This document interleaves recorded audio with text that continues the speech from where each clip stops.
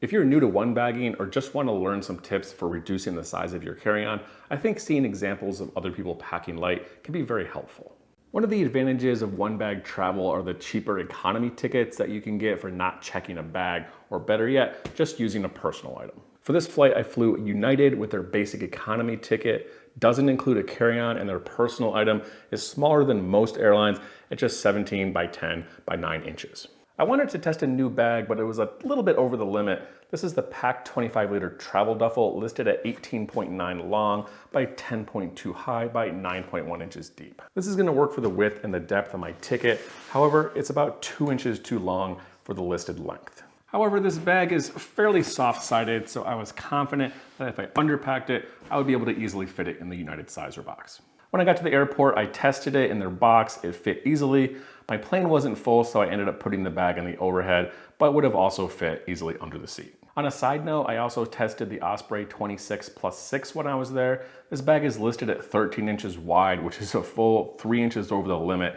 And indeed, it was several inches too big on the width when I tested it in the United personal item box. This duffel is good for transporting between airports and hotels, but for daily use, I wanted something a little bit smaller. So for this trip, I went with a Matador Refraction Day Pack. This is a packable day pack. It has a little bit more structure and padding than smaller bags like the Matador Freefly, but it's not quite as bulky as bags like the Air Go Pack 2, which would have been also a great choice for this trip.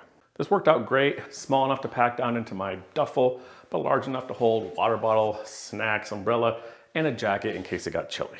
For some additional organization, I used some pouches and cubes with this setup. This bag doesn't work very well with the traditional rectangular cubes, so I used one. It's kind of a long, skinny, this is the Peak Design small compression cube. For small gear organization, I used the Evergoods Cap 1. Nice little pouch, works great for airline travel. You can just transfer it into my day pack for everyday carry.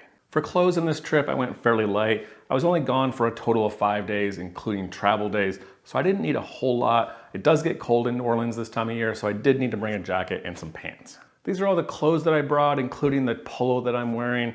I have just 3 pairs of pants, one that I'm wearing, including the Western Rise Evolution, still some of my favorite pair of travel pants. All my other clothes are gonna go in this packing cube, 4 t-shirts, 4 sets of underwear, and I think I have 3 pairs of socks. For all these, I used a lighter weight synthetic material. I think these are just really easy, inexpensive, they're lightweight, breathable, and easy to wash.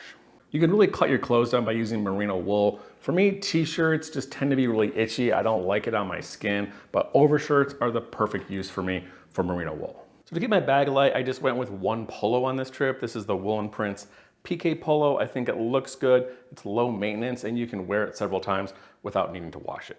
Electronics also fairly minimal. I don't usually travel with a laptop unless I have to, but I do like to take a small e-reader.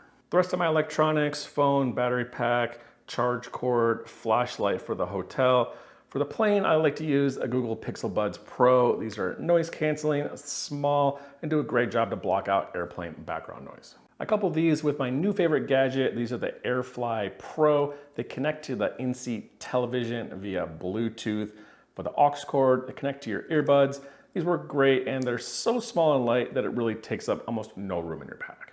And I didn't need an adapter for this trip, but I'm testing a new charger. So I brought, this is the 70 watt, a Pakt GAN travel charger, which so far has been working out great. Toiletries is my basic minimalist setup. Solid soap, bag, toothbrush, razor, mini mirror, first aid kit, a few other things, all stored in the Ceta Summit folding travel bag. I've gone into much more detail on travel toiletries in a dedicated post. I'll link to that in the description below, as well as a full packing list of everything that I'm showing you here. That's all of my regular gear, just a few miscellaneous items. Water bottle, this is the Hydro Flask Trail 21, small mini umbrella for showers, sunglasses in a small Zenny case. Other small gear, notebook, pencil, sleep mask for the airplane, for food storage, a binder clip, a couple of Ziploc bags for keeping snacks, leftover stuff like that, small bag of coffee. For security, Night Eyes Micro Lock. This thing is tiny. This does a good job of locking your zippers together on your backpack for some low-key travel security. Nano bag works great for grocery shopping if you're staying in an Airbnb or hostel. This thing is just so tiny and light and useful. It's really a great thing to bring. And a new item for me that I've really been liking, this is the Clippa. It's alternative to a Hero Clip. This thing is going to be used kind of the same way. clip it on your bag on one end. Other end, you're gonna use it as a hook to hang over bathroom stalls or hang it over tables if you're in a dirty cafe. For money, Chum's Surf Short wallet. This thing is awesome. Small little wallet, 2 pockets with a divider. Key ring here, you can put the keys to your hotel or hostel, and a little cord here for looping over your belt for some extra security. As far as packing this bag, it's a large duffel, so it's fairly straightforward. Like I said, I couldn't fit all my clothes in a larger packing cube, so I just have them all in this one smaller cube here. Pretty much everything else that I have is just 2 pairs of pants. So I just went ahead, stuck those on the bottom, the packing cube right on top of them. To save as much room as possible in the bag, I wore as many of the bulky clothes as I could on the airplane: hat, pants, jacket, polo t-shirt, shoes, etc. The toiletry kit fits nicely in this kind of front gap space here. Kind of the rest of these few small items I just stuck in random pockets. There's tons of pockets here. Clip-a, just stick on the outside, and the micro lock onto the zipper. My strategy for the rest of this gear, except for the stuff that I had in my pockets, I used all the small electronics, most of the small gear in my packing cube.